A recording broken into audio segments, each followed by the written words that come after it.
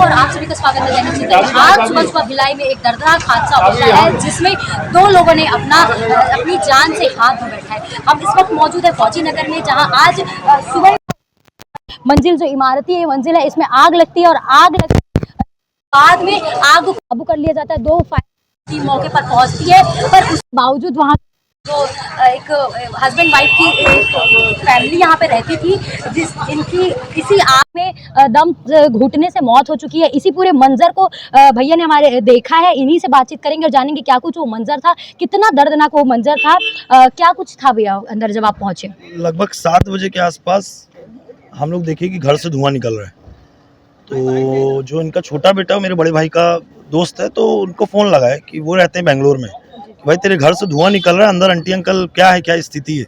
बोले है वो। जब फ़ोन लगाए अंदर तो फ़ोन की घंटी बज रही थी।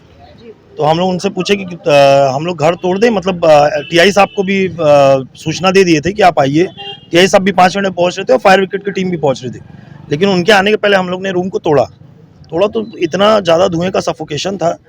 हम लोग अंदर तक गए तो देखे सामने अंकल बेहोश अवस्था में लेटे हुए, तो उनको हम लोग ने बाहर निकाला। बाहर निकालने के बाद एम्बुलेंस के माध्यम से उनको स्पर्श हॉस्पिटल भेजे। तो जिस स्थिति में थे वो हमको नहीं लगा कि वो शायद लाइव हैं। टीम पहुंच गई, फायर ब्रिगेड टीम के साथ हम लोग अंदर जाके आंटी को फिर बाहर निकाले। तो आंटी का भी लगभग ये लगा कि आंटी भी नहीं रही है। ये सब मंजर यहाँ हुआ।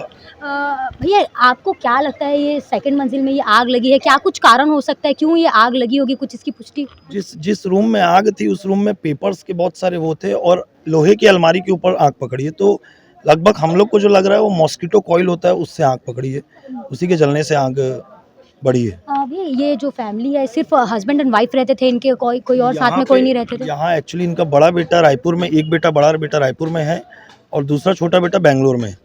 रहते सब यहाँ साथ में ही थे, बट अभी जॉब के उससे बड़ा वाला बेटा रायपुर में था, वो बेटे भी उनके आ गए थे, तो उनके साथ हम लोग निकाले हैं उनको। और आंटी अंकल यहाँ अभी अकेले ही थे। नहीं ये आग लेकिन फिर भी कब किस टाइम पे लगी होगी लगभग?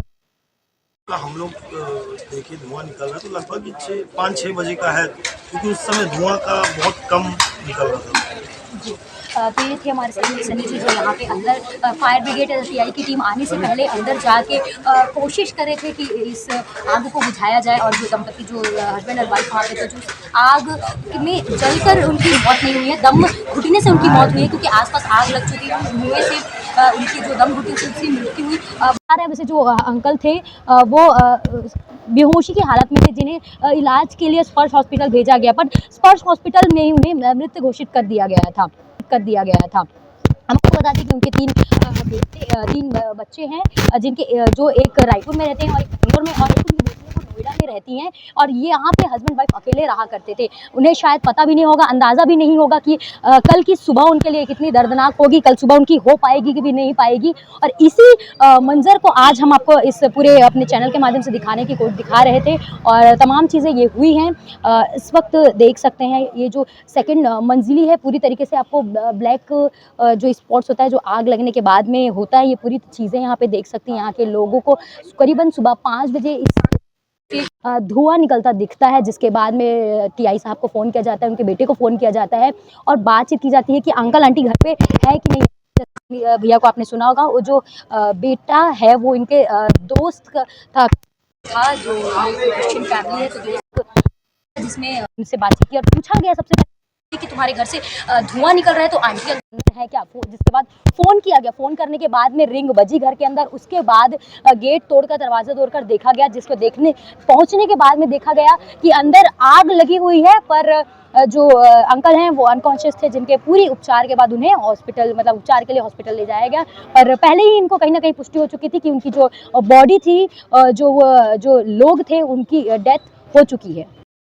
जी भाई साहब, बताएंगे आगजनी की घटना कैसे हुई? ये हमारे वार्ड 24 में हमारे मोहल्ले में एक मलयाली फैमिली रहती थी, बुजुर्ग, और वो रात में ही आग लग गई है। धीरे धीरे आग उनके कमरे में फैल गई है और लोग बेहोश हो गए थे। तो फिर हमारे मोहल्ले के आदमी, हमारा ये लड़का सन्नी यादव, छाया पार्षद इस वार्ड का, वो अपने साथियों के साथ मिल के अंदर से उनको, अंकल को निकाले हैं। तो अंकल तो ठीक है, सीरियस है, लेकिन आंटी बहुत ज़्यादा सीरियस है, वो बेहोश हो चुकी है। और फायर ब्रिगेड गाड़ी आई है, आके अपना उसको बुझा रही है और एम्बुलेंस लेके चले गए। कुछ जानकारी मिली क्या, कैसे आगजनी की घटना? जानकारी अब ये तो जैसे रात को मच्छर अगरबत्ती लगाते हैं, उसकी वजह से पकड़ी हो, उसके बारे में भी ठीक से जानकारी पता नहीं चली है। लेकिन आग रात में ही लगी है। उस धुआं फैलते फैलते वो लोग बेहोश हो गए, उन लोग को उठने का मौका नहीं मिल पाया है। यहाँ पे घटना हुई, 2 बुजुर्ग दंपत्ति की मौत भी हो गई, क्या कारण सामने आया है इसमें कोई मामला? आज हाउसिंग बोर्ड जामुल में एक मकान पे आग लगने की सूचना प्राप्त हुई, जिससे पुलिस और फायर ब्रिगेड की टीम मौके पर पहुंची। हमने यहाँ से 2 लोगों को रेस्क्यू किया। वर्गीस चेरियन जी का मकान है और उनकी पत्नी जॉली चेरियन यहाँ निवास करते थे। घटना के कारणों की भी जाँच की जा रही है। से बातचीत हुई तो आशंका ये है कि लोहे की अलमारी में ये आग लगी थी और उस अलमारी में पेपर भरा हुआ था। तो एक मच्छर की कॉइल होती है, उसकी वजह से शायद ये आग लग सी है। इसकी पुष्टि नहीं हुई है, ये बात बोला जा रहा है। लेकिन 5 लोगों का ये परिवार था, हंसता खेलता ये परिवार था, जो आज बिखर गया। 2 लोगों की मृत्यु हो गई, एक 3 बच्चों के सर से माता पिता का साया आज उठ गया। और भी अपडेटों के लिए बने रहिए दैनिक चिंतक के साथ में। धन्यवाद। आप देख रहे हैं दैनिक चिंतक।